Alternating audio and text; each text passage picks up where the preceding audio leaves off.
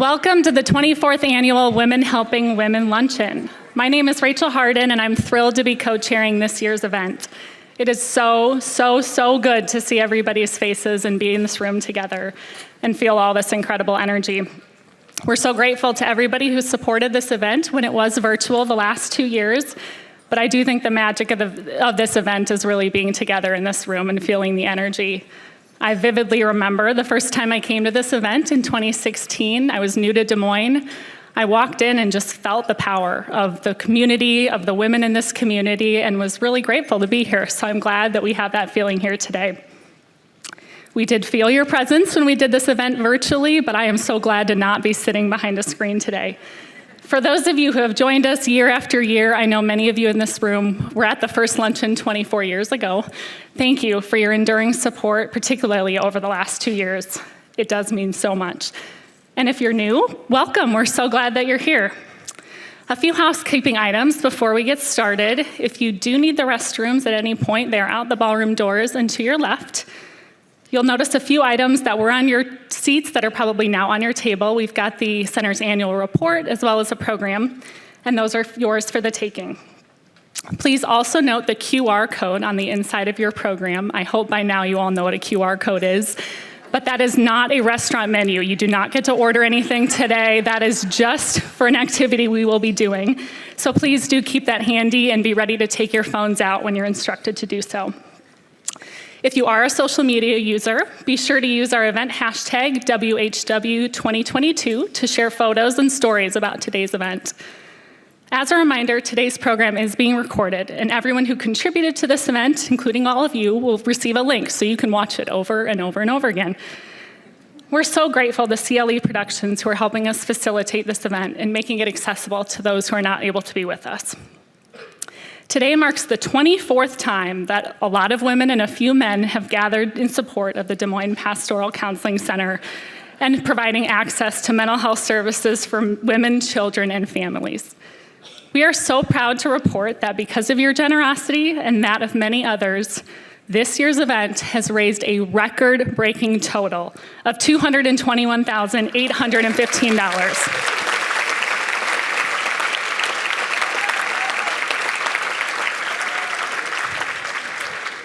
Definitely worth celebrating. The money raised will provide mental health support to those who are underinsured and otherwise would not have access to the help they deserve. On behalf of the Planning Committee and the Center, I'd like to offer a heartfelt thanks to each and every one of you for helping us raise this record-breaking amount.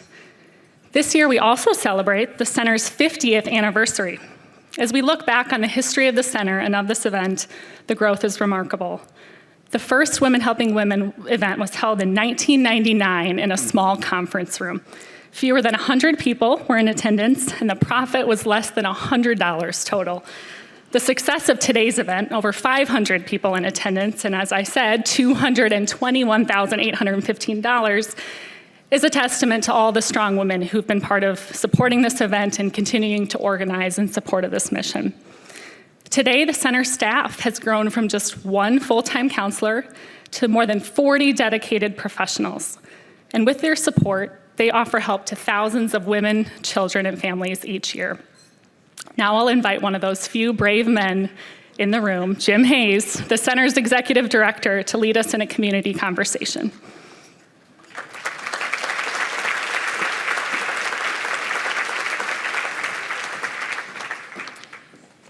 I've never been accused of being brave, but I am one of the few, and I am proud to be here. I thought perhaps to represent all the dudes in the room, we could just quickly do one grunt. Okay, thank you, that was really well done. As Rachel mentioned, seriously, that they're nervous in the staff right now because they never know what's going to come out. So I'll behave. Now I'm going back on script, I promise, and there's a timer right here. Shut up, Jim, when that goes to 0. As Rachel mentioned, this is a really exciting year for us, not just because of the success of this event and the incredible amount of money that you raise as a community, but it's also our 50th year in existence. And we have a lot of staff and former staff that I'll talk about a little bit later as well. That's just an amazing story. And I know my predecessor, Ellery Duke, is right here at the front table next to me. There are plenty of times when we weren't sure this place was going to stay open. And it's just an incredible testament to the dedication of the staff and the donors and the board and all of you as a community to make sure that we could continue to exist, and I'm so grateful for that. I'm especially grateful for it now, as we have gone through these challenging last couple of years in this pandemic and continue to go through that. We see firsthand how important our services are. We are working our way, surviving this pandemic, if you will, but the trauma that we have experienced collectively is something that we are going to be dealing with, many of us, for the rest of our lives. And we need dedicated professionals walking with us, which is what our mission is all about, to walk with people through counseling and education, to find hope and healing, and to lead a fulfilling life. And I'm grateful for my colleagues who do that kind of work every day in their offices to help others. But the thing that's going on in our community, I've been in a number of meetings recently, and the metaphor that's being used is a tsunami of mental health issues that are coming our way as a result of this. And frankly, there isn't infrastructure to handle it. We need more therapists, we need more professionals, we need more direct service professionals. There's so many needs that we have, but the one thing that I think we need to talk about more is how we help each other, right? There are times that we need professional help, but there are also times that we need to open ourselves up to deep conversations. And that's what we're gonna do, and I love this. The committee came up with this and said, like, what are some tools or skills that we could develop while we're together in a room that we could take back out into our lives? So we're gonna ask you to be a little bit vulnerable right now and maybe a little bit entertaining, and you heard about the QR code. I'm gonna tell Sarah, my wife, my mother-in-law usually comes to this, Linda, and Linda didn't come this year because she heard we were using a QR code and it was intimidating. Sorry, Sarah, don't tell her I said that. I'd like you to go ahead and pull that out and get hooked up with a super simple survey. If it doesn't work out for you, you can just kind of talk at your table with the word that you come up with. And the first question that we're going to ask of you is, in one word, describe your experience in the last 2 years. And this is going to be super cool because you are going to see a word map start popping up here, and I'm going to start watching it on the screen as well. As you vote, you can see what words are kind of collecting. Exhausting and stressful are hanging out and doing very well in the center of it. Eye-opening, isn't that true? We've learned a little bit more about what it means to be human in the midst of all of this. Overwhelming. When we did the rehearsal yesterday for this, the biggest word was whine. Exhaustion. You know, I love it that some people are saying grateful too, tentatively grateful, to think about, like, how do we hang on to our gratitude in the midst of something like this? How often do we have conversations like that where we ask a simple question?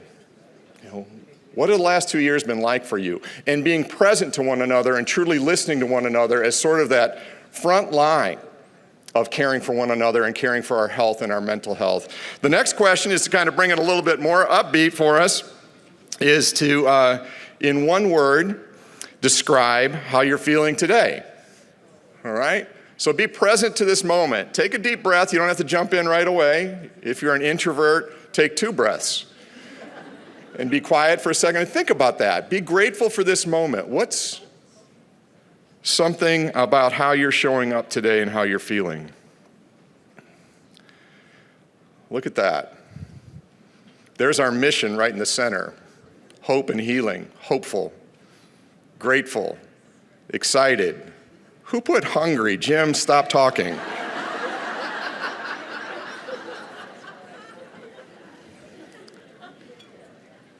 Stressed and harried, that's for the people who just came running in because they couldn't find a parking place, right? Okay,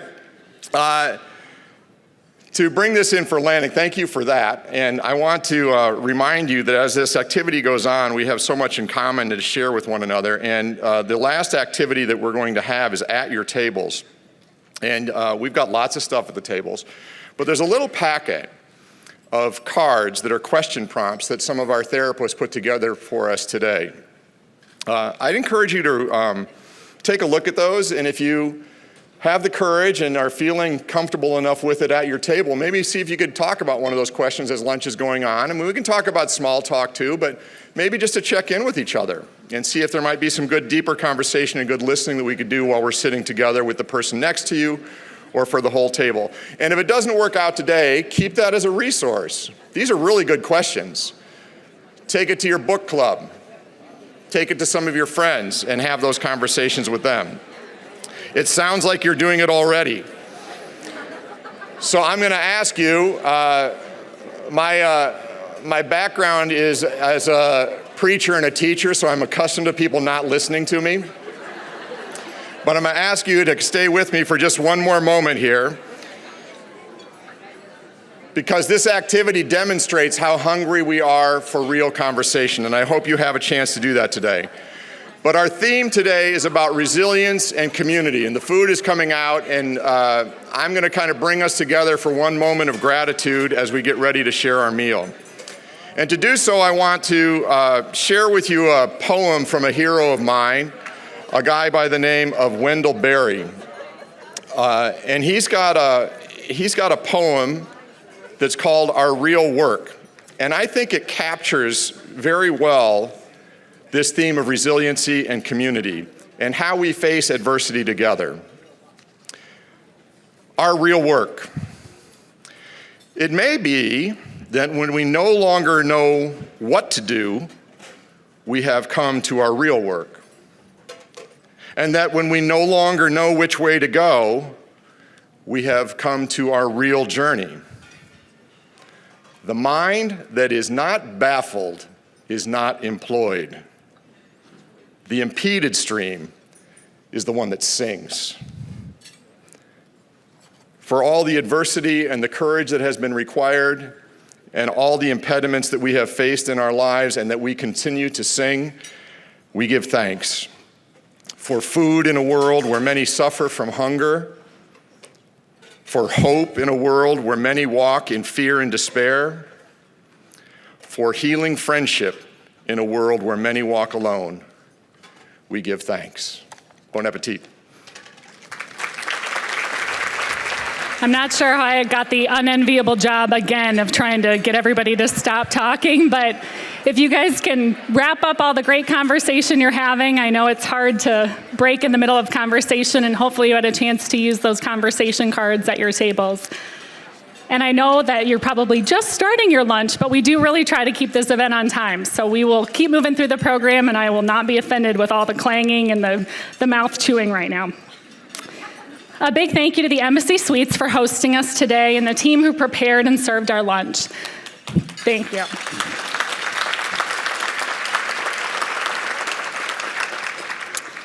Before my co-chair, Laura Palmer, welcomes our special guests, we want to recognize all of the people who have made this event so successful. First, a thank you to the planning committee who rallied together to plan this event. Each and every committee member contributed her time and talents over the last several months to make today happen. Thank you to the underwriting committee who so generously offered their financial support and invited others to contribute with them to this event. If you are a planning committee or underwriting committee member, please wave so we can recognize you.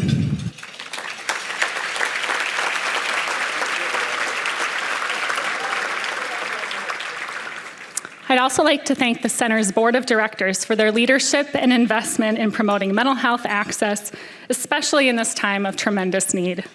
If you are a member of the Center's board, please wave so we can recognize your leadership.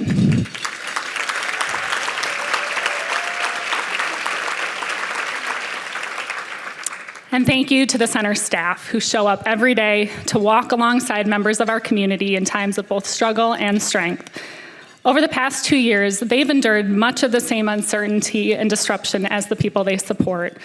They continue to show up each and every day, sometimes virtually, with tenacity and passion. Many staff are here today, and we hope you'll have a chance to connect with them. If you are a member of the Center staff, please wave.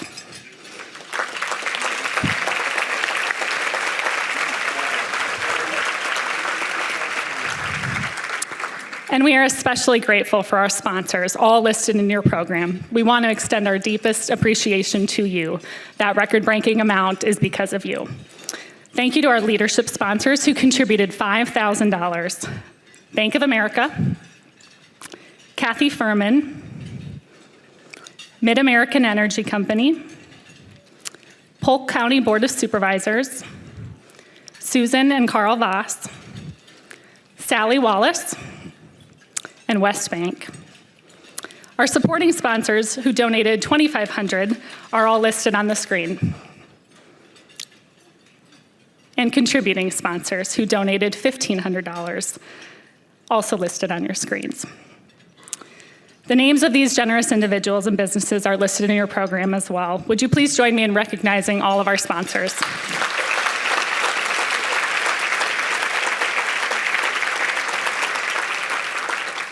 And a special thanks to our media sponsor, Business Publications Corporation. We are so grateful for your assistance in promoting this year's event. We offer tremendous thanks to our special friends. This year, 37 couples and individuals stepped forward with $1,000 each to support women, children, and families. Thank you also to our leaders and young leaders whose donations of $500, $250, and $125 will allow the center to serve more women, children, and families this year. The names of all these generous donors are listed in your program. Finally, we'd like to thank our elected officials who are here with us today. Please wave when I call your name. Des Moines City Councilman Carl Voss. Des Moines Public School Board member Jenna Knox. Polk County Treasurer Mary Wells. State Senator Janet Peterson. And West Des Moines City Councilwoman Renee Hardman, who's also a member of this year's Planning Committee. And like the Oscars, I'm really sorry if I missed somebody. If you're an elected official and you're here, thank you for your service to our community. We appreciate your leadership. And last, but certainly not least, thank you to each and every one of you who chose to be here today. It is so good to be together. Now I would like to invite my co-chair, Laura, to the podium to share a tribute to our 2022 honoree, Sharon Goldford.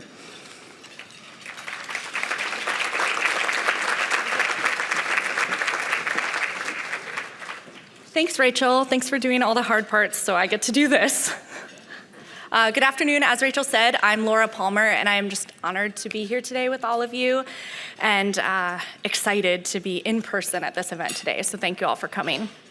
Before we welcome our special guests, I'd like to take a moment to recognize and celebrate the women who have inspired us for the last 23 years at this event. We've shared a little bit about the history of this event, and one thing that's true year after year is that we never have a shortage of women to celebrate. We stand on the shoulders of so many women who've gone before us, and we continue to see new champions rising in this room and in our community among us. Over the past 2 decades, we've benefited from the stories and accomplishments of our exceptional speakers and honorees. You'll see their names on the screen. Please join me in applauding these amazing women today.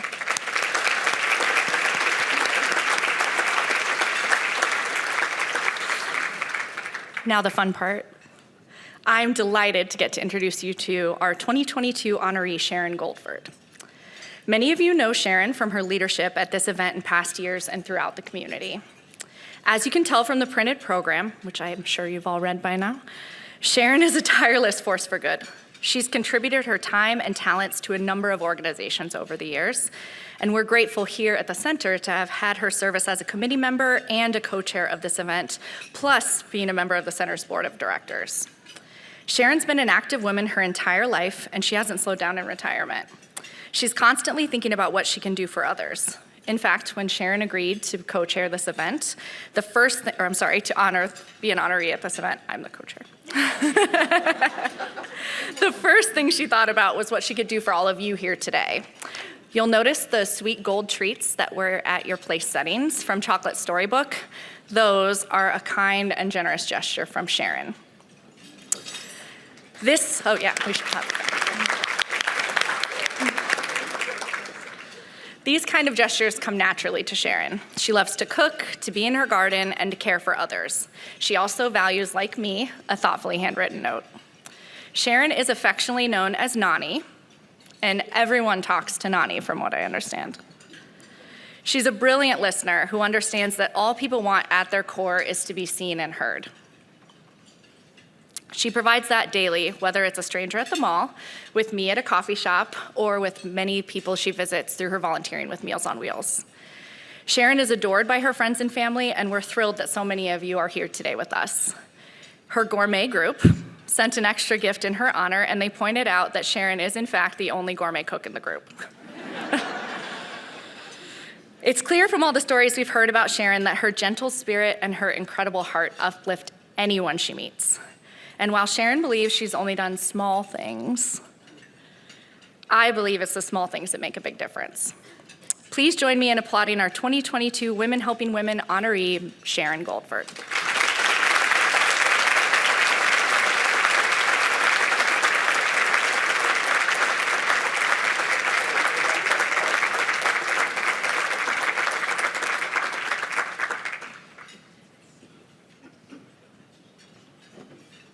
Oh my, that was a lot.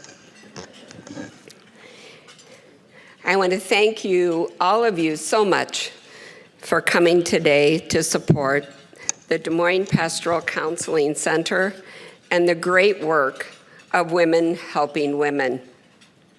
I want to extend my thanks and appreciation to Lori Slaughterdyke, Rachel Harden, and to Laura Palmer, and for that lovely introduction. And to the Women Helping Women Planning Committee, the Underwriting Cabinet, and the center staff. It is such an honor to be selected as this year's honoree. I am especially honored to be standing beside Jacquie Easley McGhee. As I look around the room, I see so many wonderful women who have stood up here, and I see so many strong women I can count as friends and family. It is all truly inspiring. My granddaughter, Lainey, recently gave me a card that said, "Great women raise great women who raise great women." Lainey and her mother, Sharon, my daughter, carry this family legacy. I was raised by strong women. My mother started out with 3 of us on her own because our father was in the Army. There was nothing our mother couldn't fix, including us. Our maternal grandmother lost her husband right after I was born. She married again years later. And when I was young, I spent a lot of time with her. I think I was a bit much for my mother to handle, so she would send me to my grandmother's. My sister Meredith, who I am so pleased is here today, can attest to the too much to handle part. In those days I spent with my grandmother, there were men who were riding the rail cars, and they would come through the alley behind her house, and they would knock on the screen door. She would give them a plate of food, and then I would ask her, "Do you know them?" And she'd say, "No." And I'd say, "Why did you feed them?" And she'd say, "You know, if you take care of people, the word always gets around." And she fed them because they were hungry. That was my first real experience of a real act of kindness with someone else, someone that you don't know. I have always remembered this. My grandmother instilled in me the importance of caring for people. It is hard to know that someone is hungry. That is why I love my delivery route for Wesley Life Meals on Wheels. I enjoy seeing the folks that I take meals to, and they always brighten my day. I have been asked where I find the time to do what others call volunteer work. I don't really think about the time. I just believe that you make time for what you enjoy. I really believe that people matter. Many years ago, I decided that I would do something every day for someone else. I'm not talking about huge things, complicated things. It may simply be that I make a phone call, I send a text, I write a note. I just let people know that I'm thinking about them. Thoughtfulness means so much to people. For the last few years, a small group of us get together a few times a year, and we pick out a restaurant where we know that the service people do not make much in tips. We order something very small, and that we leave a very large tip. Sometimes it's $200 or $300.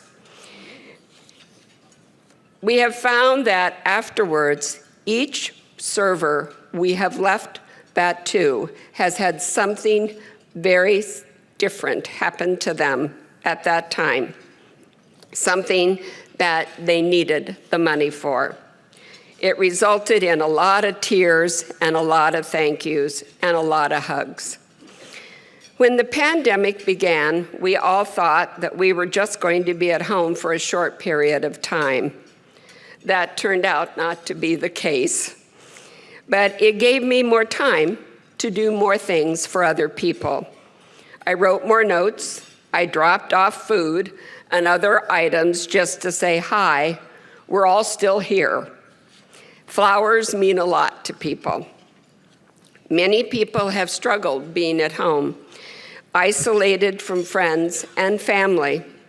This is where the Des Moines Pastoral Counseling Center comes into play.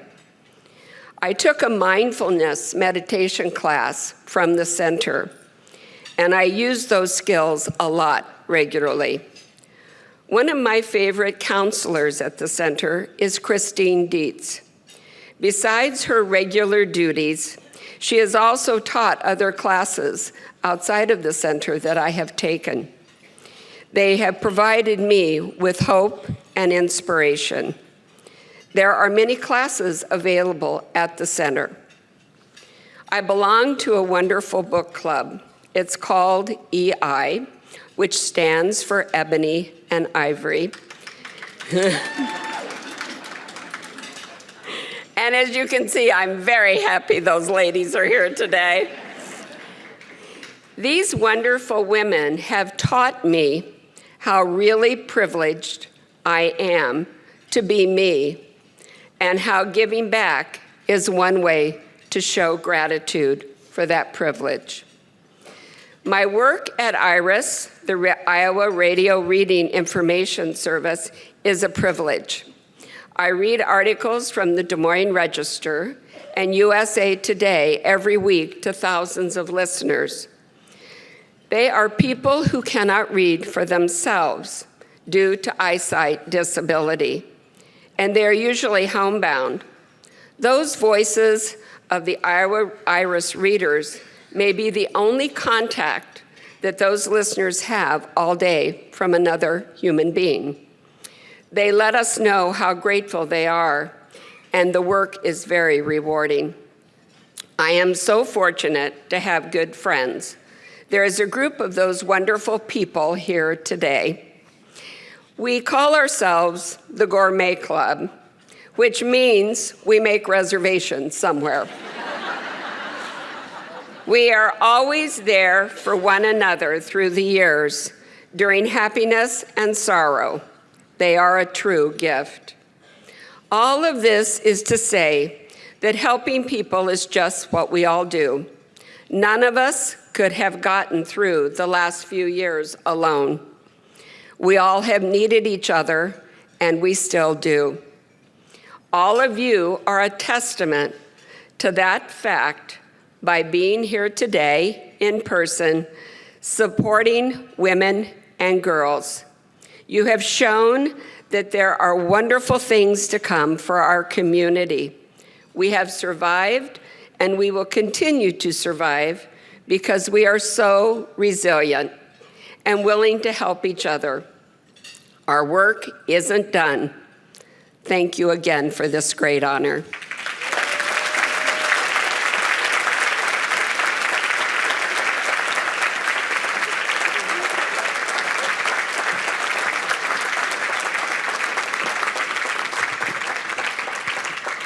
Thank you, Sharon, for sharing your gifts with us here today and all that you do for our community. I've had the pleasure of getting to know this year's speaker, Jacquie Easley McGhee, as we've prepared for this event. One thing I learned very quickly in talking with Jacquie is that her resume is very long and it is very impressive, and I have 3 minutes and I could go through everything on her resume and I'd be here for 15. So I'm just gonna hit the highlights. Today, Jacquie serves as the Division Director of Health Equity, Diversity, and Inclusion for Mercy One, Des Moines. She holds a Bachelor of Arts degree from Carleton College in Northfield, Minnesota, and a certificate in Human Resource Law from the Society of Human Resources. A quick side note about her undergraduate education. Most people assume that she went to Drake because of her familial connections to the school. She did not go to Drake. As a high schooler, she looked at schools across the country, and she ended up in Northfield, Minnesota to look at St. Olaf College, which is my alma mater, and Carleton, the rival school across the river. While on Carleton's campus, she and her father were walking around and they happened upon a group of diverse students. So her father thought to ask, why do you all go here? And they all said, oh, do not come here. It is so hard. It is in the middle of absolutely nowhere, and it is definitely not a school you want to go to. And I'm not just saying that because I went to the rival school. They really did say that. And she got into the car and told her dad, that's exactly where I want to go. I will be going to Carleton College in the fall. She clearly loves a challenge. This is evident in her extensive involvement in the Des Moines community. Elected in 1990, Jacquie was the first African-American female to serve on the Des Moines School Board. She served 2 terms and held the office of president. She was a primary finalist in the 2019 Des Moines City Council at-large seat, and Jacquie was a founding member of the Des Moines Public Library Foundation. She has been the chair of the Greater Des Moines Partnership, Diversity Council, and Central Iowa Regional Workforce Investment Board. Currently, Jacquie serves on the Directors Council Health Strategic Team and is the health chair for the Iowa-Nebraska NAACP Conference of Branches. She has received over a dozen awards, which I will not list, but I will name a few. Business Record Woman of Influence, YWCA Woman of Achievement, and Outstanding Member of the Junior League of Des Moines. As I said, her resume is impressive. Her career success, her board service, her civic leadership, and her community accolades are what you see about Jacquie on paper and out in the community. And yet, her story is not without struggle, which you will hear about today. Jacquie has proven herself to be resilient, passionate, tenacious, fearless, and generous of spirit. Even in a very short conversation with her, her commitment to our community is evident. We reached out to Jacquie's husband without her knowing, Odell, and asked her how he would describe his wife and her contributions to the community that raised her. And I think he captured her spirit perfectly when he said this. Drawn to working with the public, Jacquie's goal is the greatest good for the greatest number. She believes that she was placed on this earth to help those who have, for whatever reason, been denied the basic benefits of this society. Jacquie is deeply committed to giving back to the community. Please help me welcome our speaker, Jacquie Easley McGhee.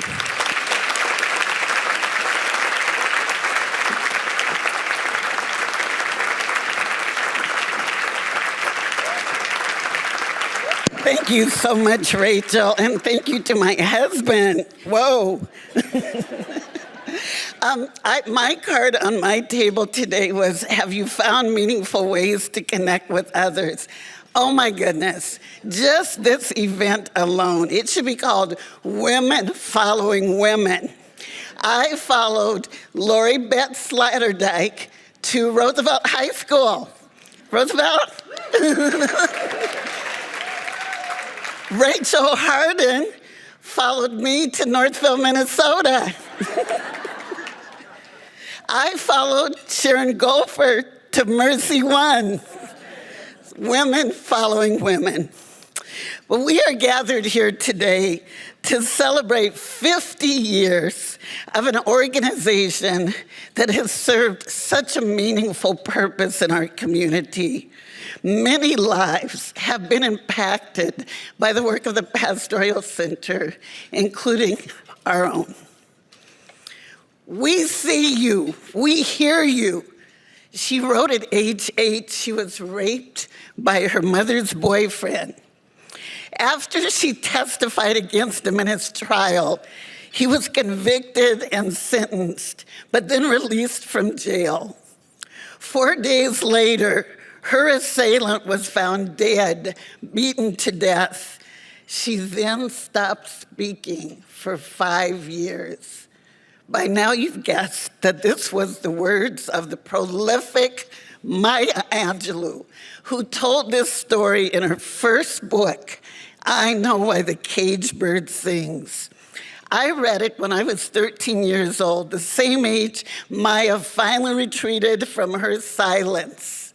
And with her themes of identity, strength, and courage, that book had a profound effect on me. Maya deals with the sense of limitation, separation, marginalization through the metaphor of a bird in a cage. Through this adversity, the bird will sing songs nevertheless. The songs may be of fear and tremble, but there is a melody and an aria as well.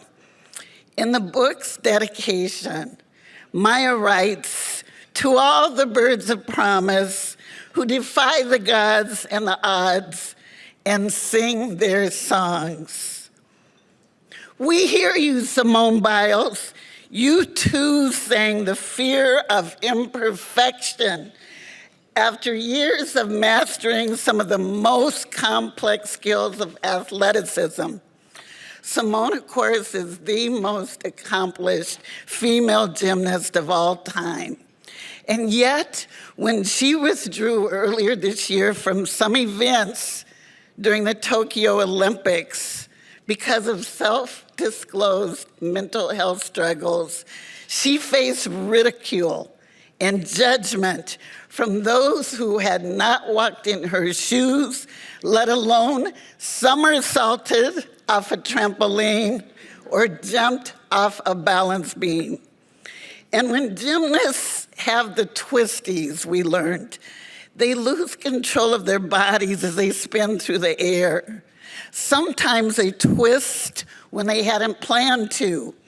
Other times they stop midway, as what happened to Simone. And after experiencing the twisties once, it's very difficult to forget. Instinct is replaced by thought. Thought quickly leads to worry, and worry is difficult to escape.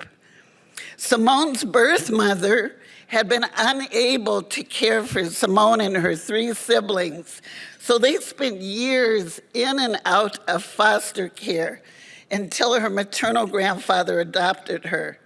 Escaping that adversity of her childhood vaulted her to become then one of the greatest of all time gymnasts. And that alone is monumental. But finding the courage to proclaim to the world that you are emotionally exhausted is heroic. At a time during public health,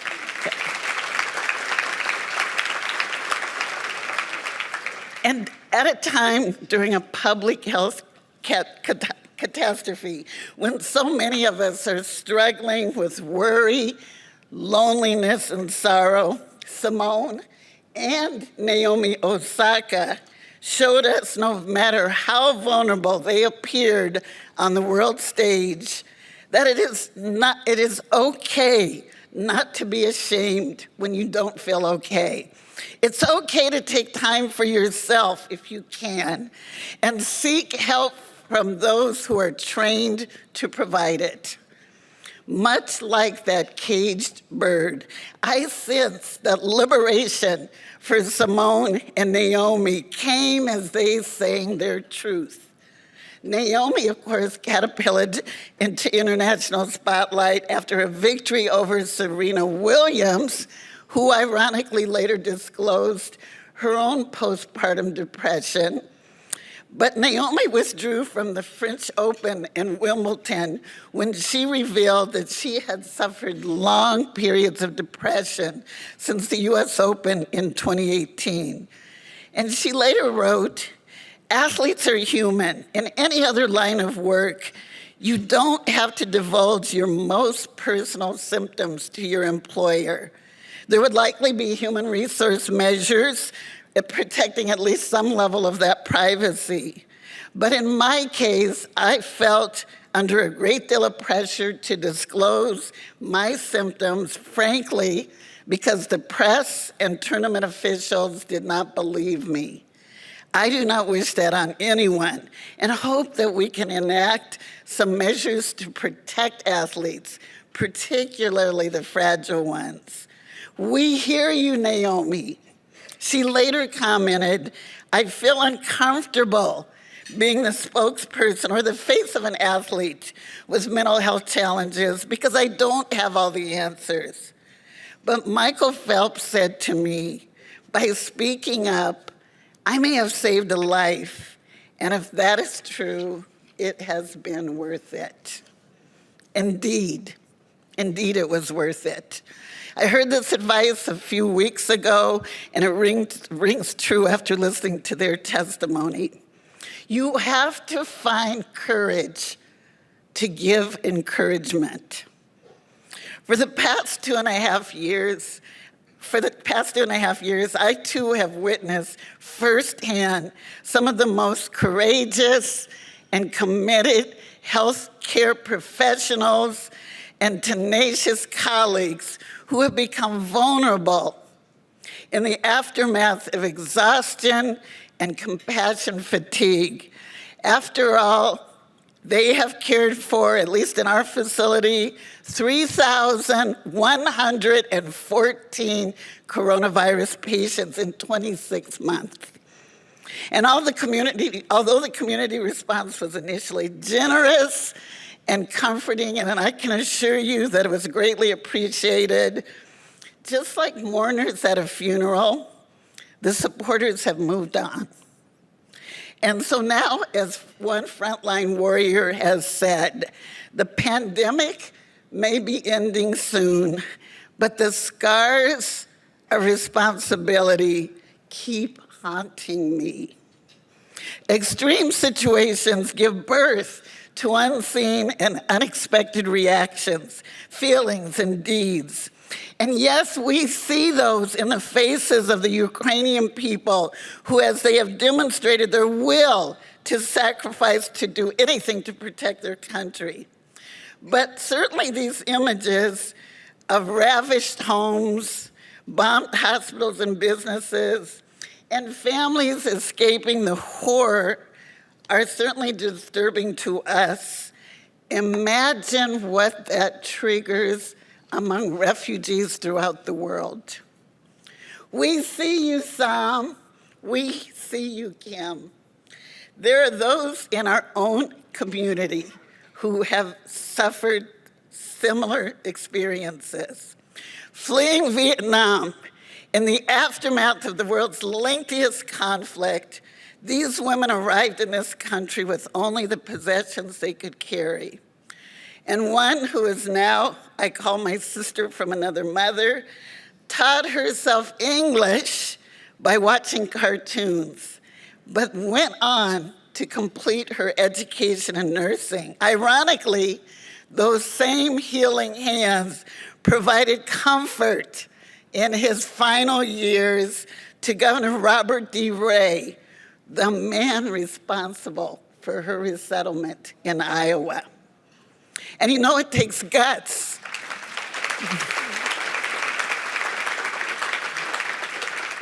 It takes guts to place your name on ballot for election. Some of you in here know what I'm saying.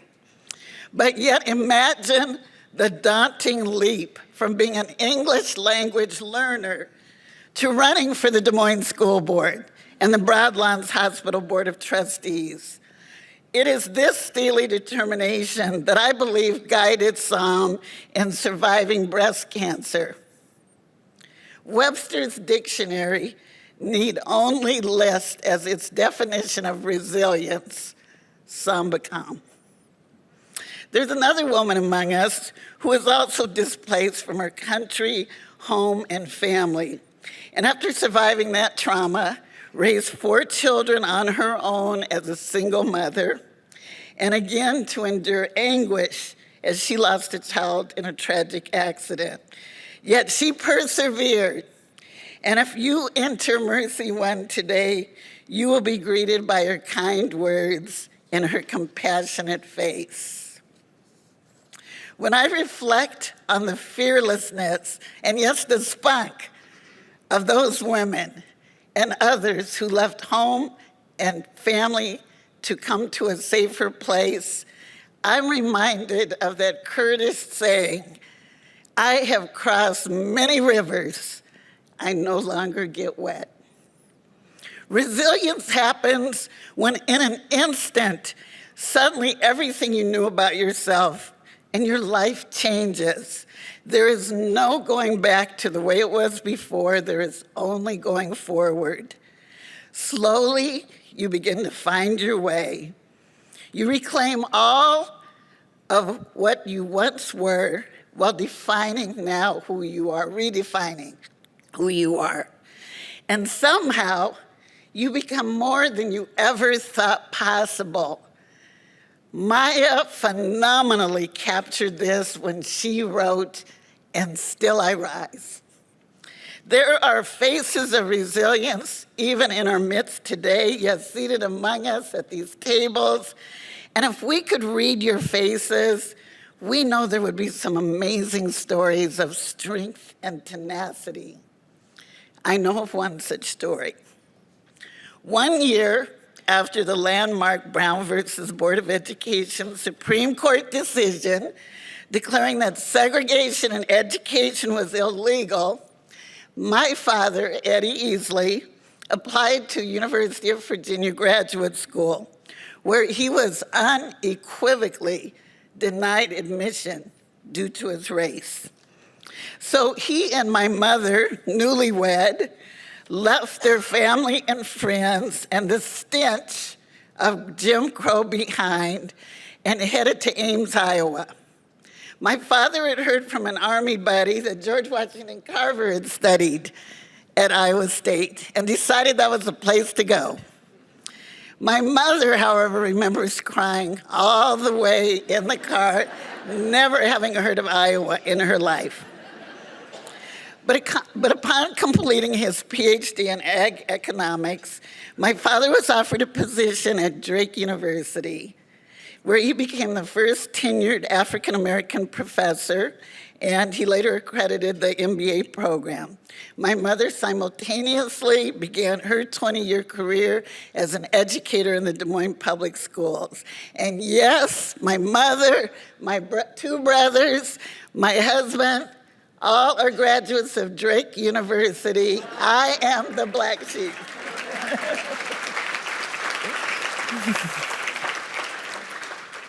But you know, my family's story, despite the challenges, the adversity, mirrors so many of that time where individuals, due to their race, were held hostage by the societal codes of where they could live, where they could eat, and even where they could hold memberships. Today, we now recognize this as the trauma of a shameful history of implicit bias and racism, and that generations of African Americans have suffered from this chronic trauma, which unfortunately deterred many from trusting health and science and from taking the COVID-19 vaccine. And now, sadly and bitterly, the anxiety of not knowing whether we or our loved ones can even go to a place of worship or a grocery store and come home alive. After 30 years in Iowa, my parents packed their belongings and moved back to the Southeast to be near to my grandmother, who, by the way, was about 100 years old at that time and still living in Virginia. And my dad landed a position at Wake Forest University, where he met a colleague and a new neighbor, and her name was Dr. Maya Angelou. So isn't it usually the children that grow up and leave home? In our family situation, my parents grew up and left me. But my mother said she cried all the way from Iowa because by now this was her home. But my parents left me with a deep-rooted sense of legacy and certainly the strong will and determination that there is nothing without faith, without guidance, and without education that we cannot overcome. So from the Des Moines School Board to the Metropolitan Transit Authority to the City of Des Moines Planning and Zoning Commission, service is my contribution for the investment that this community has made in me. And as Shirley Chisholm, an activist and a member of Delta Sigma Theta sorority, who, by the way, are holding their regional convention in Des Moines this weekend. I say that for my friends who are here. She said, service is the rent we pay for room on this earth. And with the many challenges that our youth face today, it's critical to have this strong support in place through mentoring and developmental programs that promote and advocate life and leadership, healthy behaviors, and relationships. Girl Power is a program that I'm intimately familiar with, sponsored by Mercy One and Chrysalis, which trains high school young women to mentor middle school age girls in self-esteem and resiliency skills. And just like everyone else, we too pivoted, and during the time that school was not in session, held webinars on such topics as what is a healthy relationship and how do I know when I'm not feeling okay. I'm also proud to be an I Am Enough champion, which is another mentoring initiative powered by Big Brothers Big Sisters. These programs offer a lifeline to our most vulnerable youth. But I stand before you today with imprint on my heart of one who quietly tiptoed into our world, stayed only a moment, and left us with the melody, though his song is ended. Our son, Ty Ellington McGhee, joined our family, Odell and Carrie and I, when he was 20 months old. He was born with evidence of cocaine and fetal alcohol syndrome and was living in foster care with our friends. Years later, we shared with Ty that he had been adopted, and he inquired, if I was a blessing because you picked me, what does that make Carrie? But because of the circumstances of his birth, we sought many assessments to see what type of care he might need. All evaluations gave evidence that Ty was bright and that he scored very high on intelligence tests and seemed not to have any of the symptoms associated with fetal alcohol syndrome. Physically, however, he appeared slight, yet he was quick and determined not to let his size hinder him. He was fearless. He tried almost every sport and eventually discovered that he was talented with soccer and wrestling. And meanwhile, while he maintained that high IQ, he did begin displaying symptoms of attention deficit disorder, hyperactivity, and impulsivity, which later made it cumbersome and burdensome for his teachers. But as he grew into his teens, he received professional treatment for depression, which later was attributed to attachment disorder due to his early adverse childhood experiences. I share this with you today because it was frustrating to me as a mother at the time. If Ty had had asthma or some other serious chronic health conditions, I believe more family and friends would have been empathetic. Instead, his unpredictable behavior and, yes, his poor choices were a distraction. But I am profoundly grateful for his amazing circle who never gave up on him, his wrestling coach and team, the Christensens whose home he felt safe and loved, his Jack and Jill family, his eclectic group of show choir kids that he called the squad. On October 30, 2014, I received a call from one of the squad that Ty had collided into a parked car while riding a skateboard. I met them in emergency where he was treated with stitches and told to watch for any signs of a concussion. The next day, I texted him while he was working to see how he was doing. And I still have this message on my phone. I'm fine. It's hard to concentrate, but I'll make it. That night, his body was found next to a downtown parking ramp.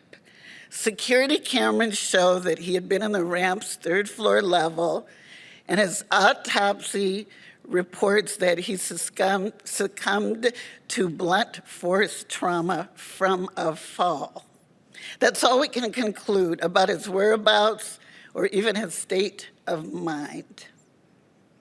I had a pause last week when Renona Judd said of her mother's tragic passing, "Grief is not tidy."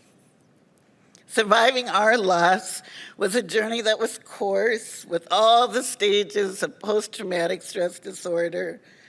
And as a result, I know that it is one, and as a result, I know now what triggers certain emotions in me. One of the greatest theatrical productions is here in Des Moines this week, but I will not be able to see Hamilton again because of one scene. Yet the journey has been leveled through the support of our church family, colleagues, friends, and yes, mental health professionals. Yes, we sought mental health professionals. But the stigma of seeking professional help is sadly still a barrier for African Americans. I'm encouraged, however, though, that the faith community is elevating the conversation and recognizing that the soft hand off from clergy to professional is key in saving lives. We hear you, Fannie Lou Hamer.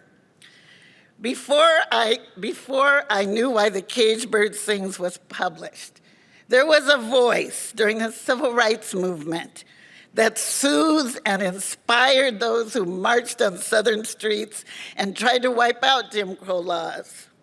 She registered voters. She stood up to bigotry. She was arrested and beaten by police for her sheroism.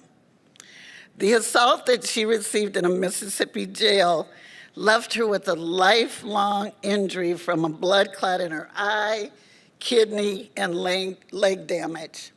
Yet Fannie Lou Hamer sang songs of salvation, songs of redemption, songs of struggle that calmed people as they sat on the bus hoping to change the trajectory of those times. Her deep influence among a generation of everyday folk cannot be overemphasized. The woman whose tombstone reads, "I'm sick and tired of being sick and tired," has shared many stirring messages for the call to action. As I think about those of us gathered today, I reflect on Fannie's words in reciting this parable. I would like to tell you a story, she said in closing, of an old man. This old man was very wise, and he could answer questions that were almost impossible for people to answer. So two young people went to him one day, saying to themselves, "We're going to trick this guy today. We're going to catch a bird, we're going to carry it to this old man, and we're going to ask him, this which we hold in our hands today, is it alive or is it dead? And if he says it is dead, we're going to let it loose and let it fly. But if he says it is alive, we're going to crush it." So they walked up to the old man and they said, "This which we hold in our hands today, is it alive or is it dead?" The old man looked at the young people and he smiled and he said, "It's in your hands." So friends, for those who are seeking light from darkness, hope over fear, and freedom from that cage. Their fate is in your hands. Thank you.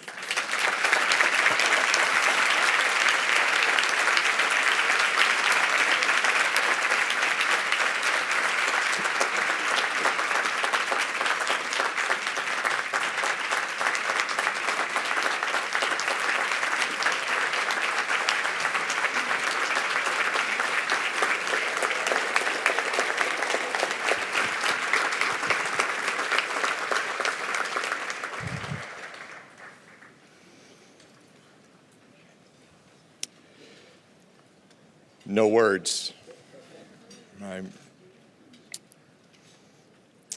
And yet, the staff said I have to come up here. There are no words. I hope that quote resounds in all of our hearts through the rest of this day and the rest of our lives. So thank you for that. Thanks, Sharon. I mean, you reminded us of how those little things add up to that moment. I want to thank the committee. That's part of my job here. You worked so hard to do this. They are there all the time, meeting, planning this thing, and it's not something that happens in a week of planning. It's a whole year in doing that. I want to thank the staff, particularly of our community relations team. They want no acknowledgement, of course, because it's too embarrassing to be noted in public. And they said, we don't want people standing up and down. They can just wave their hands as board members or donors or whatever else, but guess who gets to stand? All right? You're hiding around the room. I see there's Lori hiding back there. She's already standing. Lori Sloterdijk, our Director of Development.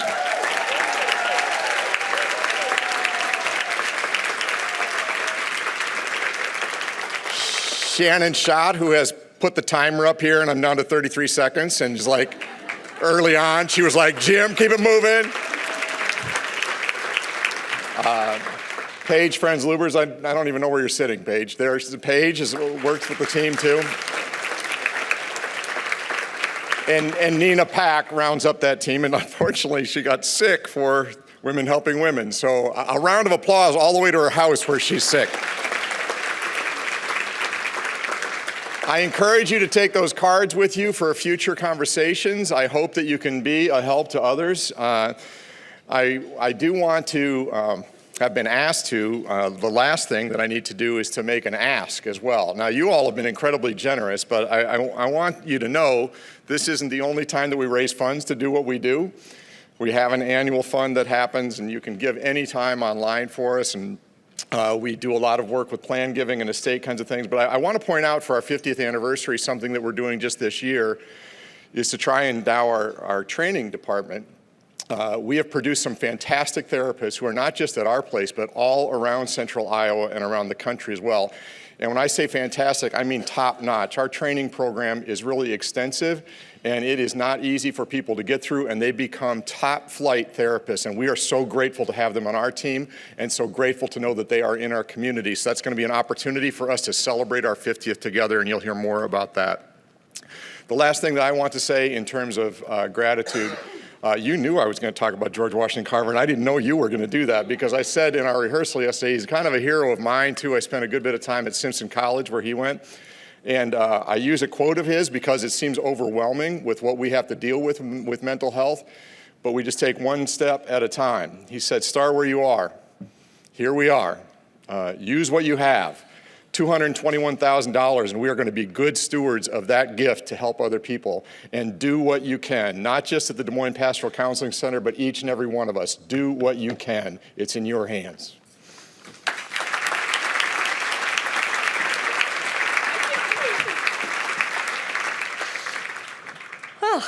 Well, this has been great.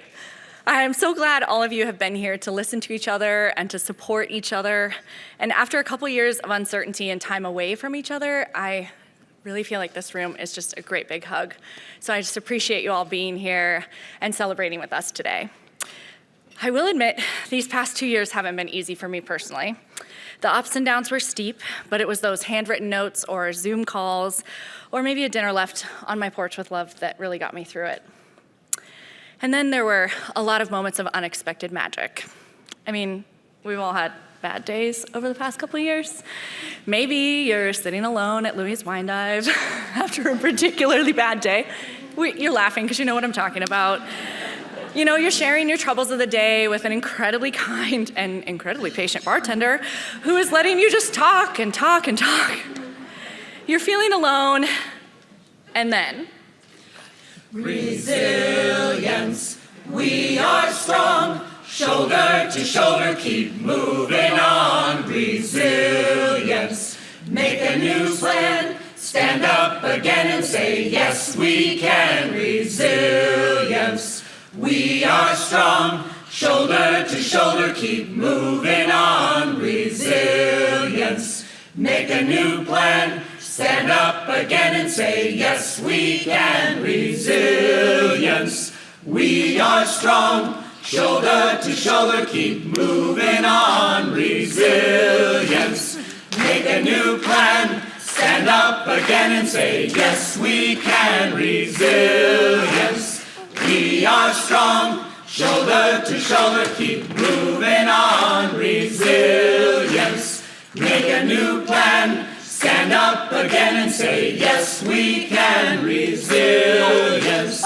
we are strong, shoulder to shoulder, keep moving on. Resilience, make a new plan, stand up again and say, yes, we can. Resilience, we are strong, shoulder to shoulder, keep moving on. Resilience, make a new plan, stand up again and say, yes, we can. Resilience.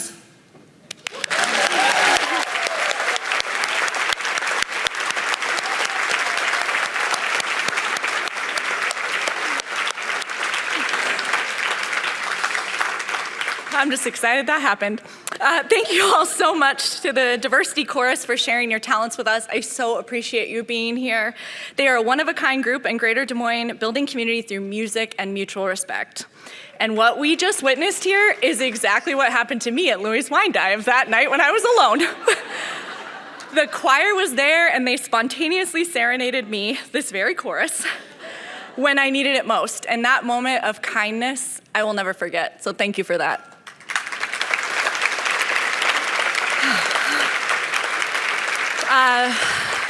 When we show up for one another with what we have, when we meet each other where we are, we make our community stronger. Sharon reminded us that these small acts make big impact. Jacquie showed us that strength and courage are woven in each of our stories.